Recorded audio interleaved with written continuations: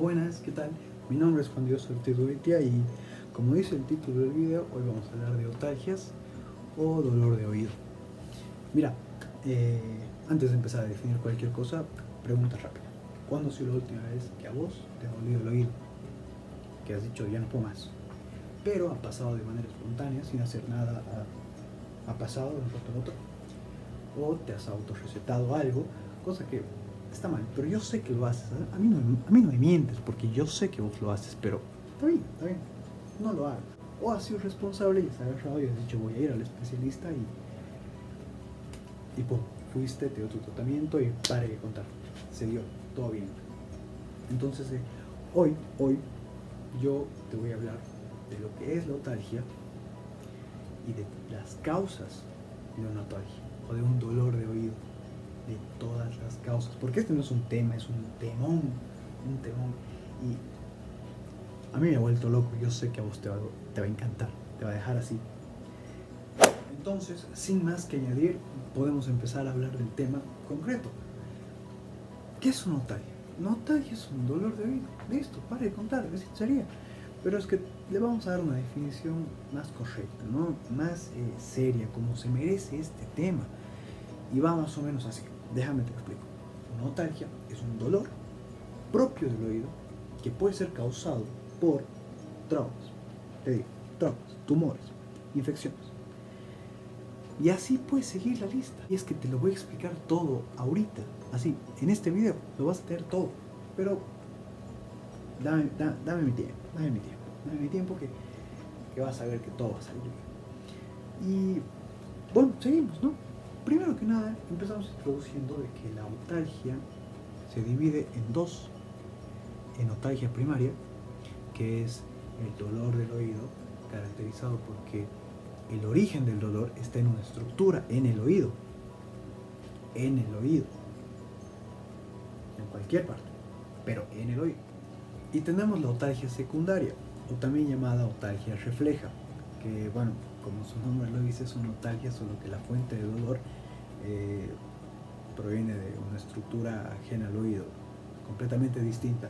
Es un dolor de oído, pero el dolor no es generado en el oído, como las primarias. Entonces eso es bastante interesante, pero las vamos a ver, pero más adelante, más adelante. Ahorita vemos las primarias. Como datos a tomar en cuenta, hay que hacer una buena anamnesis, hay que hacer una buena inspección, una buena palpación. Hay que preguntar antecedentes otológicos, hay que preguntar enfermedades de base, tipo diabetes, hipertensión, etc. Y algo que me parece muy interesante que hay que tomar en cuenta y todos deberíamos tomar en cuenta es que hay que saber apreciar el tipo o la característica del dolor que estamos presentando. Por ejemplo, pongo un ejemplo. Si tenemos un dolor de tipo pulsátil, bueno, ya podemos empezar a pensar que es una inflamación. Si tenemos un dolor sordo o continuo, ya podemos pensar que es un proceso crónico. Si tenemos un tipo de dolor al momento de la masticación, ya podemos pensar en una patología de la articulación temporomandibular. Y así, si presentamos un tipo de otalgia con prurito, con escozor, podemos estar presentando una otomicosis. Entonces así, y así sigue, pero vamos a ir destacando cada uno. Entonces es muy importante que nos quedemos aquí y veamos cada una de las patologías que estoy a punto de presentar. Entonces, para empezar a hablar de lo que son todas las causas de otalgia primarias, vamos a empezar hablando de ciertas clasificaciones que vamos a darnos. Por ejemplo, ahora vamos a hablar de todas las causas que se encuentran en el oído externo, más que nada en el pabellón y en el conducto auditivo externo. Al principio he subido una foto de lo que es la anatomía del oído. Si no quieres volver el video, aquí lo pongo. ¿Todo bien? Entonces seguimos. Mira, vamos a empezar hablando de la primera, que es el tapón de cerumen. Entonces, para empezar a hablar del tapón de cerumen, tenemos que hablar de qué es el cerumen, ¿no? El cerumen está conformado por una secreción de lo que va a ser las glándulas ceruminosas con, lo que son descamaciones epiteliales y también vellosidades que se encuentran en el conducto auditivo externo. Este cerumen se puede impactar en las paredes del conducto auditivo causando hipoacusia, por ende va a haber una disminución de la audición y bueno, no lo vamos a pasar tan bien, pero bueno, el diagnóstico clínico de esto es con una otoscopia que lo puede realizar cualquier médico y el tratamiento que vamos a utilizar aquí es un lavado que bueno, consiste en que tienes que utilizar una jeringa, agua a 37 grados centígrados y gotas ceruminolíticas, como por ejemplo agua oxigenada. También existe lo que es la extracción manual. Esto ya lo tiene que hacer un especialista tal, justamente por el riesgo de ocasionar traumatismos o alguna perforación timpánica. No realizamos el lavado en pacientes que tengan perforación timpánica, antecedentes de otitis media crónica, otitis externa, cirugía de oído o presencia de cuerpo extraño. Simplemente no se hace.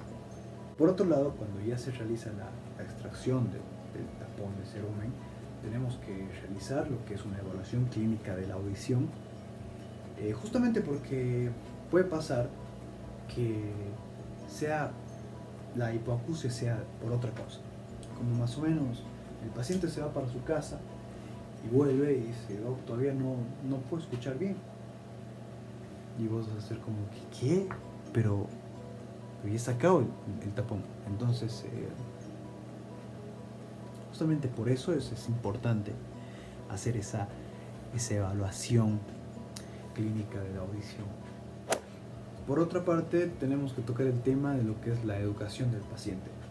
Yo sé que no hacen caso casi nunca, pero lo voy a decir igual. La educación del paciente consiste en cómo lo va a prevenir.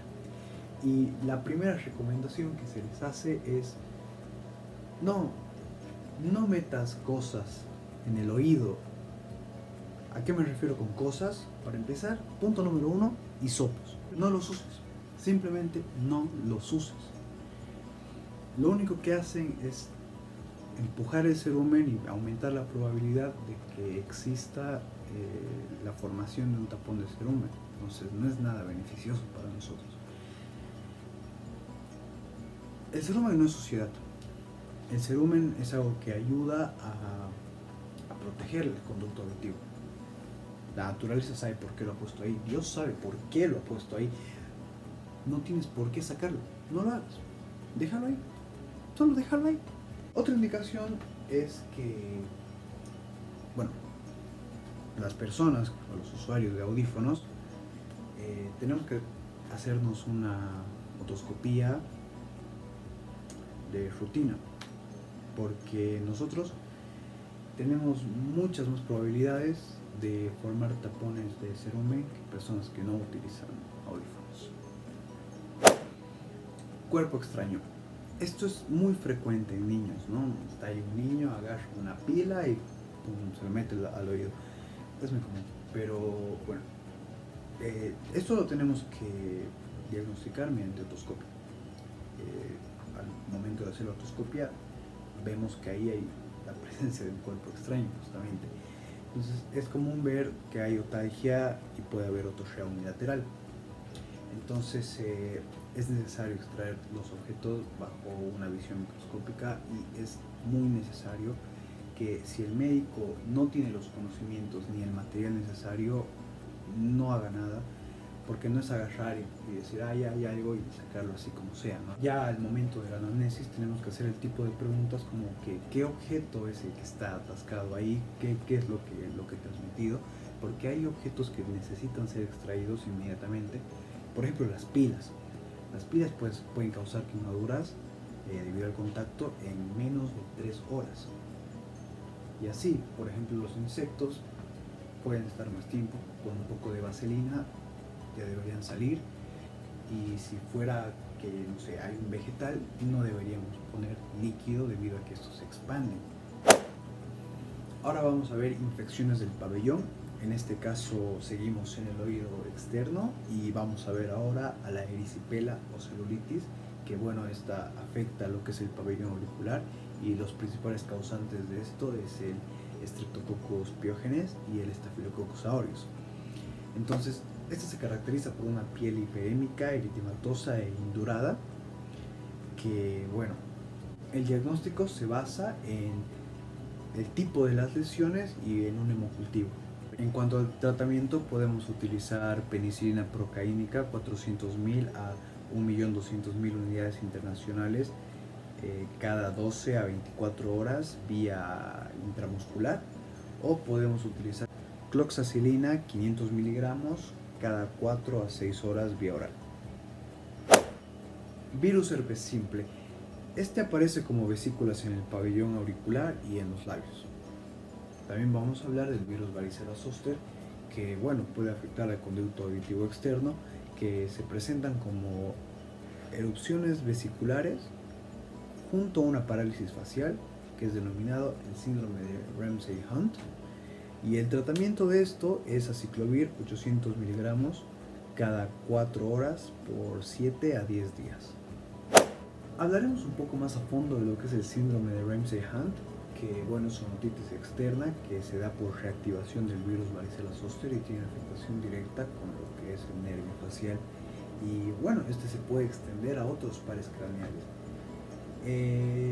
Lo que es el diagnóstico es que vemos vesículas en lo que es el pabellón auricular, aunque no siempre se ven, y es que hay muchos casos en los que aparecen vesículas en lo que es el paladar blando y hasta en 2/3 anteriores de lo que es la lengua. Y eso hace variar un poco el diagnóstico, pero en caso de que exista hipoacusia o vértigo, se solicita una audiometría y una valoración por el otorrino.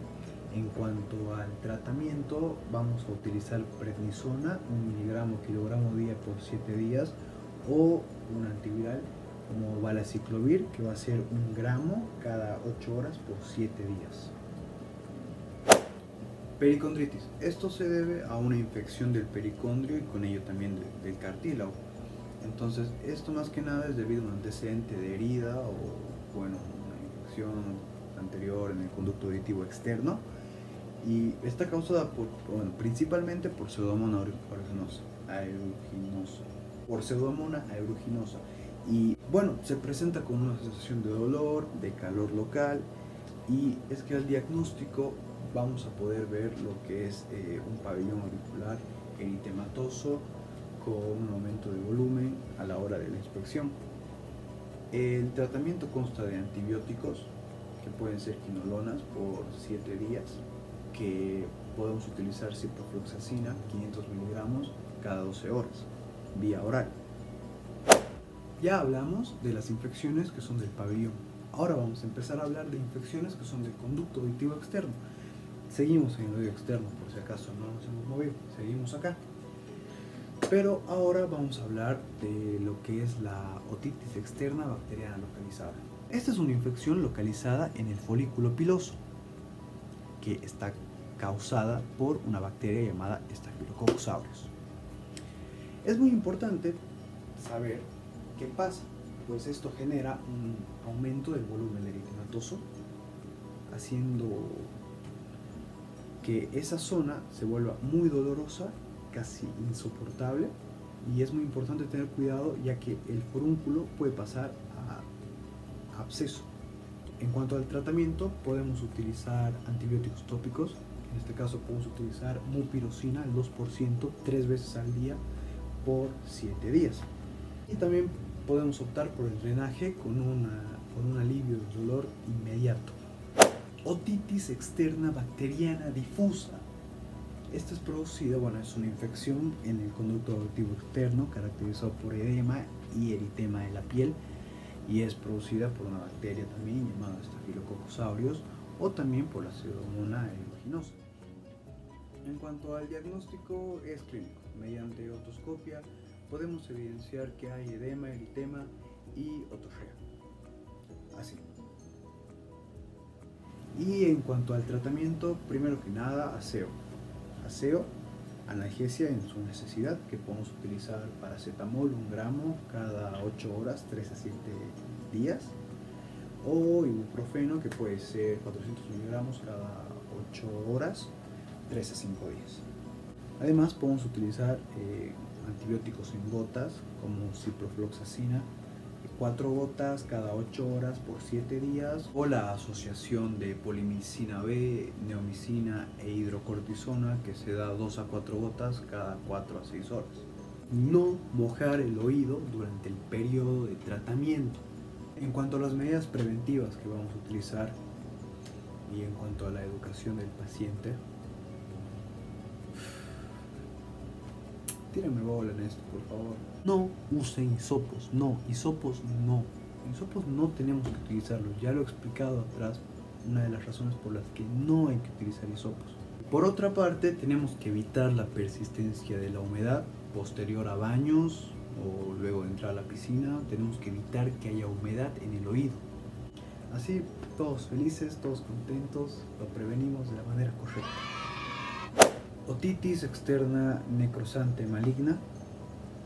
Esto ya es complicado. Esto ya es una infección severa que es producida por Pseudomonas aeruginosa. Esto invade y destruye tejidos blandos, cartílagos, huesos. Hasta puede causar osteomielitis de la base del cráneo. Pues sí, esta sí es un poquito muy complicada. Se presenta en pacientes inmunodeprimidos. Inicialmente parece una otitis externa difusa, que ya le hemos comentado, pero al momento de dar el tratamiento de otitis externa difusa, el dolor continúa, todo está exactamente igual.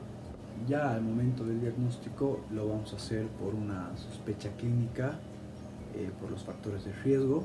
Ya al momento de la otoscopia vamos a ver una zona con eritema y otorrea, aparte de que también se va a evidenciar tejido necrosado.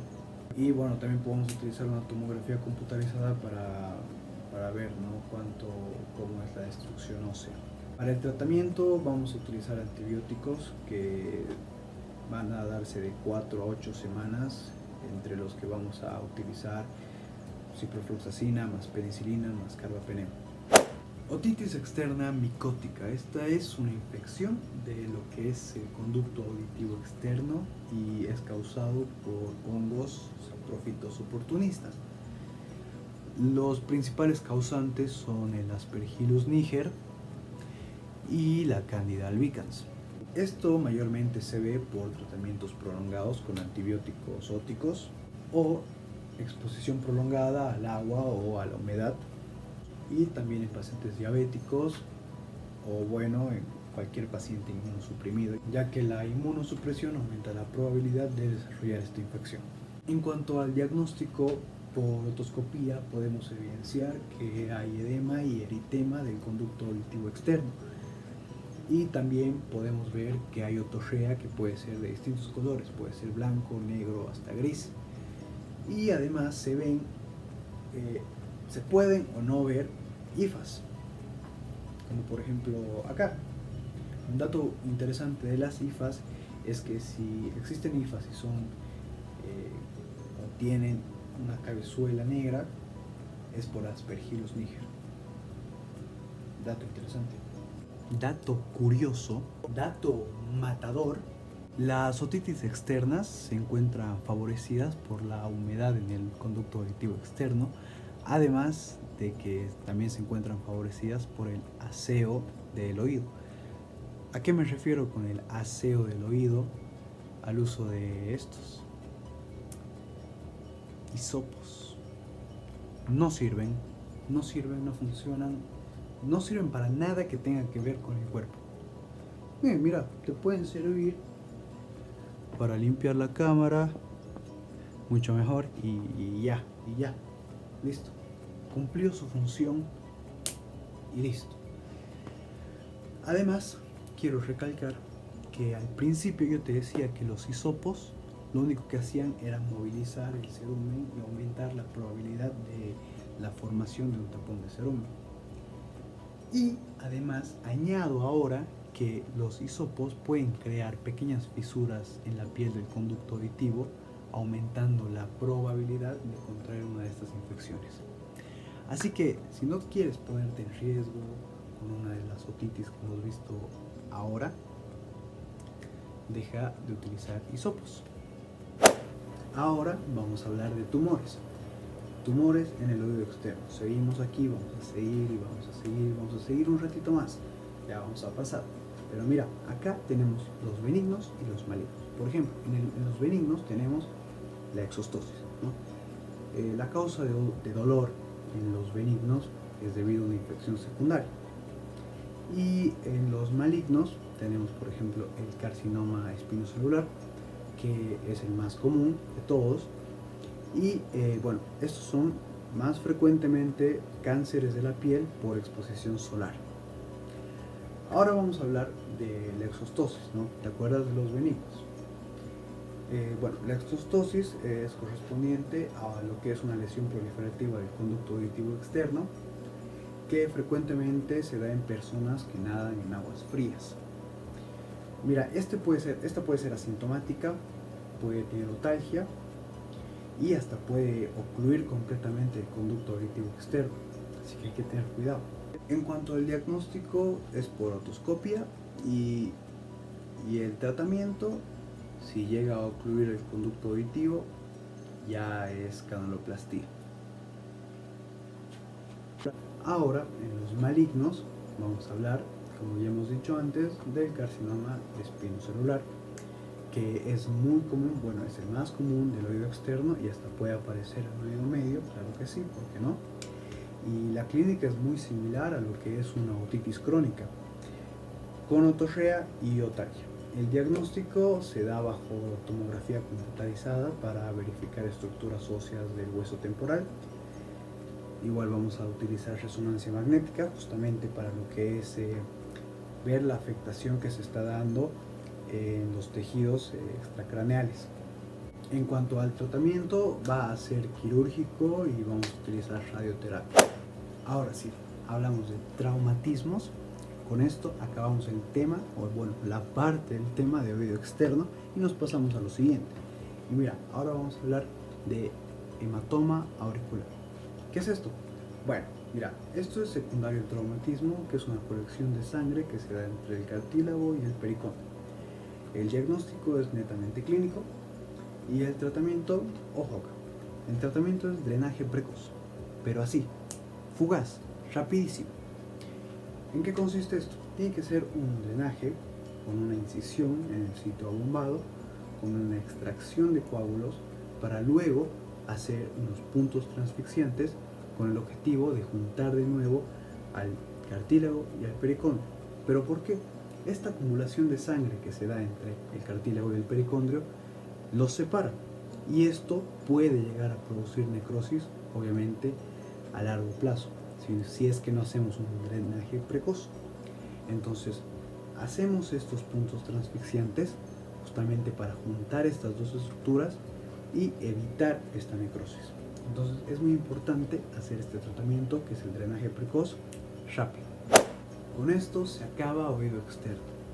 Ahora nos pasamos a oído medio. Ya llegamos al fin de un tema y empezamos otro. Mira, este tema es más emocionante aún.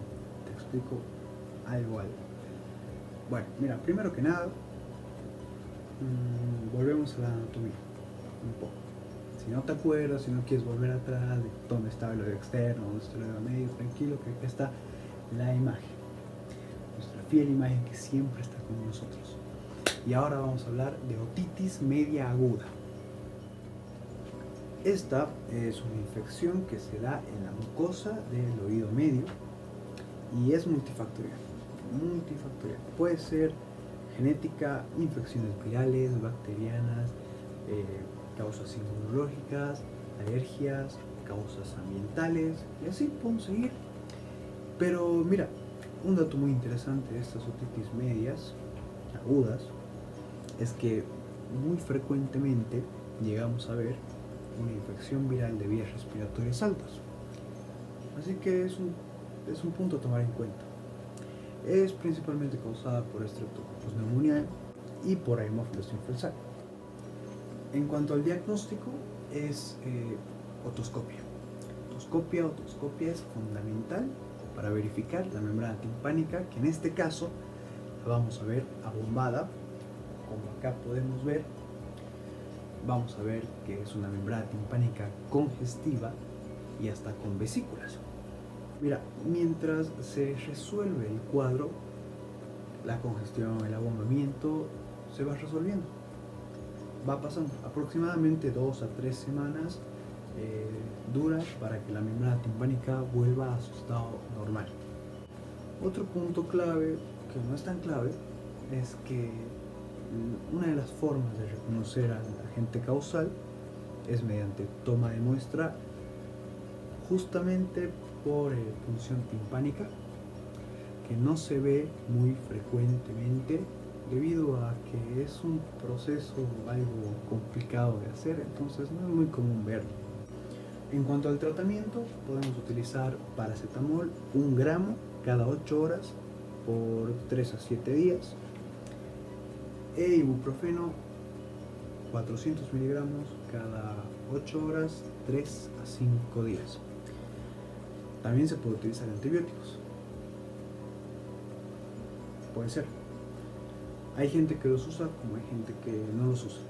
No hay evidencia científica comprobada que diga que el uso de antibióticos puede prevenir complicaciones o puede cumplir su función como es debido. Pero hay algunos estudios que avalan la información diciendo que el uso de antibióticos es efectivo en estos casos. Eso ya es algo más de un criterio propio, pero en caso de que se utilicen, el tratamiento de primera línea tendría que ser amoxicilina, 80 a 90 miligramos kilogramo día, 2 dosis. Otitis media con efusión. Esta se caracteriza por la presencia de fluidos en el oído medio, sin síntomas de una infección aguda. Si llegara a durar más de 3 meses, se define como otitis media con efusión crónica. En pacientes pediátricos es de las causas más comunes de hipoacusia. Entonces, esta es multifactorial. Puede ser luego de una otitis media aguda, puede ser de forma espontánea, como puede ser por una disfunción tubárica. El diagnóstico se puede hacer con otoscopia, que podemos llegar a ver una membrana timpánica opaca, rosada e hipervascularizada, o una membrana timpánica retraída color ambarino, así como también podemos llegar a ver burbujas en el oído medio que son visibles por la membrana timpánica. También podemos, la sospecha de hipoacusia nos va a ayudar a plantearnos el diagnóstico, así como la timpanocentesis, que es el gold standard, que es la extracción de líquido desde la membrana timpánica del oído medio a través de una punción.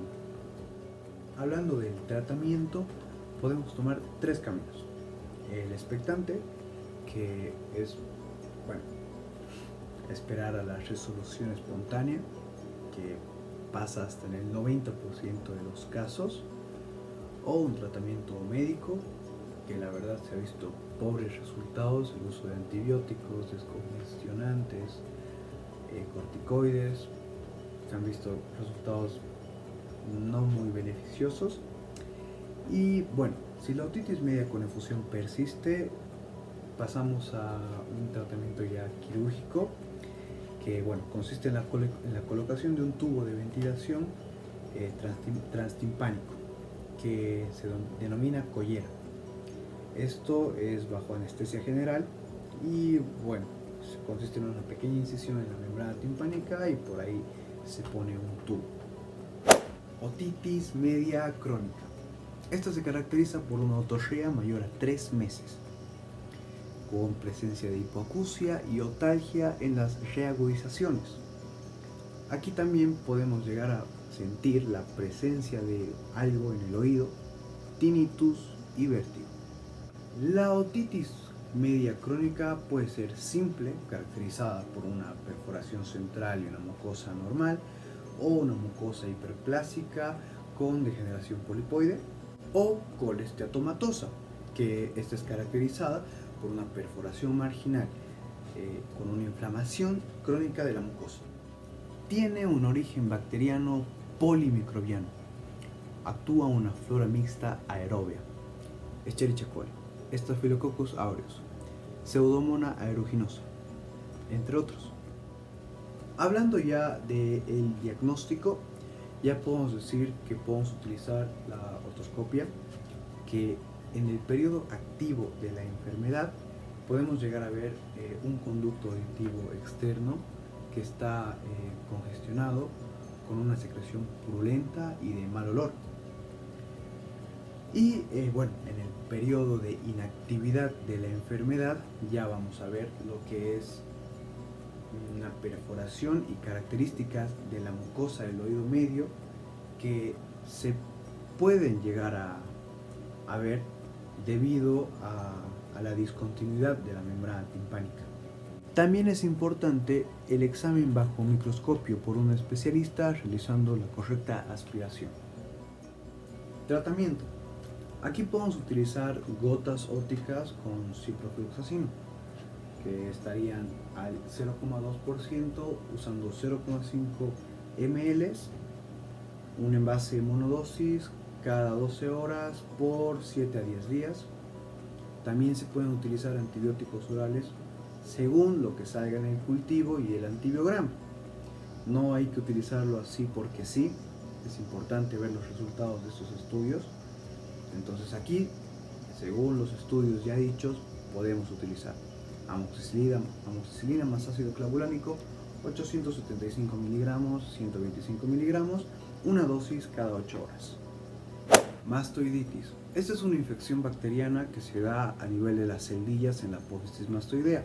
En general se da después de una otitis media aguda como una complicación de esta. El agente causal principalmente es el neumococo.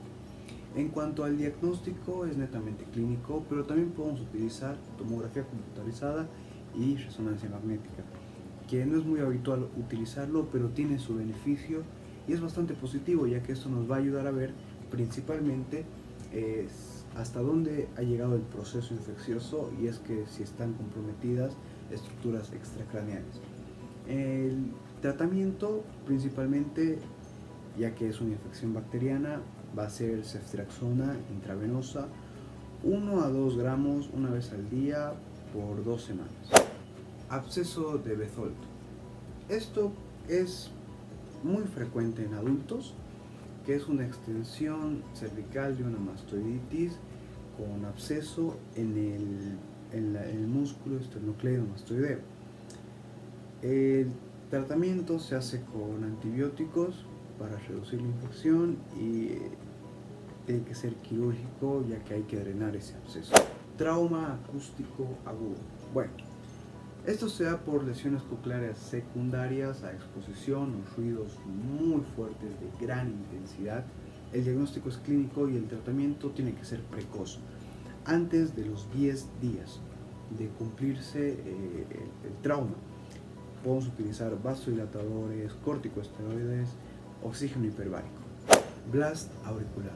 Esto se da por una onda de presión intensa, por ejemplo una explosión, que la onda expansiva genera el blast auricular, dañando estructuras del oído medio. Esto se caracteriza por otalgia intensa, acúfenos, hipoacusia y vértigo. En cuanto al tratamiento, podemos dar esteroides y vasodilatadores. Bueno, señores, con esto acabamos el tema de otalgias primarias. ¿Te acuerdas al principio del video, recién cuando estábamos empezando a conocernos? Yo te hablaba un poco de definiciones y te decía otalgia primaria, dolor de oído caracterizado porque la fuente del dolor es en una estructura en el oído, en cualquier parte. Bueno, ya acabamos todo ese tema.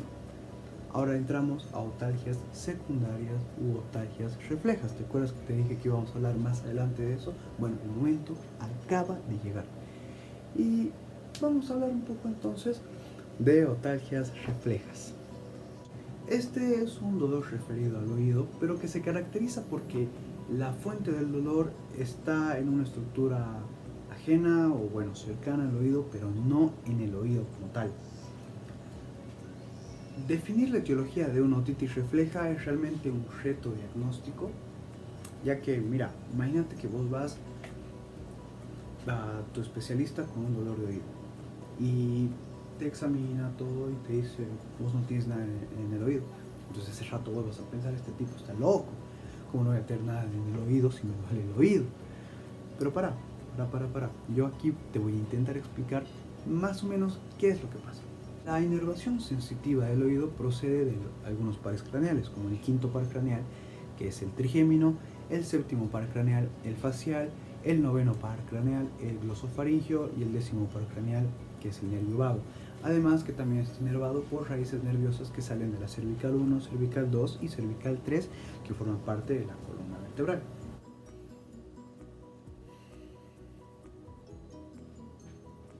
Entonces, muchas otras regiones anatómicas comparten esta inervación, formando una inervación dual. Eso está bien loco, ¿no? Entonces, un estímulo doloroso en estas regiones anatómicas podría llegar a generar un dolor otogénico o una otalgia, como la que estábamos hablando. ¿Se entiende? Es un dolor otogénico, un dolor de oído, pero la fuente de dolor es ajena o es cercana, pero no es en el oído.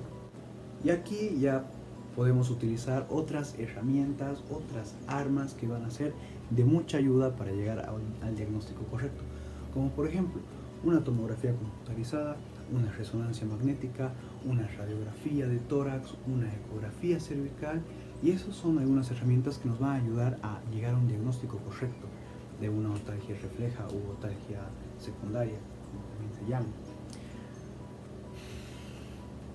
Hablando un poco de porcentajes como datos curiosos, el 50% de las otalgias reflejas son producidas por procesos dentales. Por ejemplo, una de las principales es la impactación de un molar, que vamos a hablar, no te preocupes, vamos a charlar un cachito de eso. Que bueno, esta es una de las primeras, si no es la primera causa en adultos. Y también una disfunción de la articulación temporomandibular, que tiene igual un gran porcentaje para llegar a dar una otalgia. La otalgia refleja es frecuente en patología inflamatoria faríngea y de la cavidad oral, por ejemplo las amígdalas.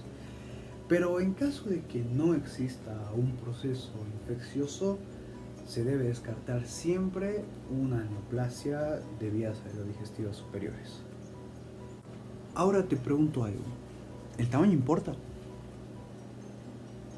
Bueno, no importa, porque mira, te explico, hay lesiones muy pequeñas que son difíciles de hallar al momento de la exploración, que pueden producir un dolor casi insoportable, así como también hay neoplasias o tumores voluminosos que prácticamente pasan desapercibidos, como si prácticamente no estuvieran ahí, ¿no? Entonces creo que eso responde a la pregunta que acabamos de hacer. Sin más que añadir, empezamos a detallar patologías que son más comunes que producen otalgia refleja. Empezamos con los procesos dentales. Y aquí entra la pulpitis. ¿Qué es la pulpitis? Esto es una inflamación de la pulpa dentaria que puede ser causada por caries, traumatismos o múltiples arreglos y se caracteriza por dolor, mucho dolor. En cuanto al diagnóstico, se hacen los hallazgos clínicos y un resultado en la radiografía nos va a verificar este diagnóstico. El tratamiento es la eliminación del tejido necrosado, la curación del tejido dental dañado y a veces tratamiento del conducto, y podemos dar antibióticos como amoxicilina. Impactación molar. ¿Te acuerdas que ya hablamos de esto como una de las primeras causas de otalgia refleja? Bueno, esto consiste en que un diente no puede salir, no puede erupcionar debido a que se ha incluido al hueso o a la encía. Y esto es causado porque un diente bloquea a otro.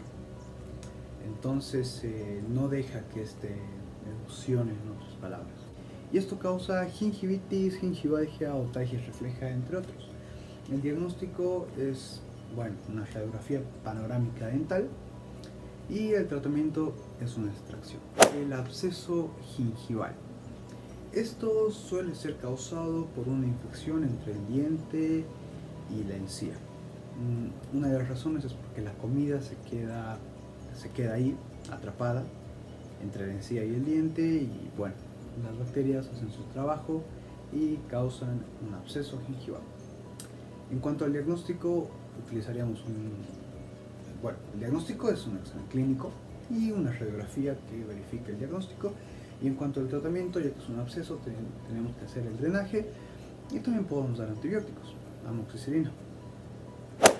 La disfunción de la articulación temporomandibular. Esta a menudo viene con dolores laterofaringeos con otalgia que pueden estar acompañados de acúfenos. Esto es producido debido a espasmos en la musculatura al momento de la masticación. Esto altera la dinámica de la articulación y suelen ser dolores que no son muy bien definidos, ¿no? Entonces, a menudo no tiene una relación temporal con la ingesta de alimentos y al momento de la palpación articular, al momento de la apertura o del cierre, se van a poder percibir chasquidos y también se va a poder evidenciar limitación de la articulación. Hablando del diagnóstico, la exploración articular es muy importante. Se puede utilizar tomografía computarizada, resonancia magnética y también la ortopantomografía. El tratamiento nos dice que es muy importante utilizar férula dental de descarga nocturna. Ahora hablaremos un poco de problemas rinosinusales. Por ejemplo, la rinosinusitis viral aguda, que bueno, esto es un proceso viral que presenta dolor faríngeo y congestión nasal. La etiología puede ser por coronavirus, virus sincitial respiratorio, enterovirus. El diagnóstico prácticamente es una evaluación clínica y el tratamiento puede ser antipiréticos, analgésicos, descongestionantes nasales, pero mejor que esto son los lavados nasales, que pueden aliviar casi todos los síntomas sin el uso de descongestionantes que pueden estar resecando la mucosa nasal. Es muy importante saber el uso del lavado nasal y es un tema que se va a tocar próximamente. Es muy interesante, ya lo van a ver. Faringoamigdalitis aguda. La etiología de esto es el Streptococcus del grupo A. También puede ser causado por coronavirus, adenovirus, etc. Es caracterizado por odinofagia y síndrome febril. El diagnóstico es una evaluación clínica, cultivo. Se puede hacer una prueba antigénica para descartar el Streptococcus beta-hemolítico del grupo A. En cuanto al tratamiento, lo que vamos a utilizar en una faringoamigdalitis aguda es penicilina, 500 miligramos cada 12 horas, amoxicilina, la penicilina vía oral, la amoxicilina también vía oral, esta la vamos a utilizar 500 miligramos cada 8 horas, que es el tratamiento antibiótico, y también muy importante la hidratación y el reposo.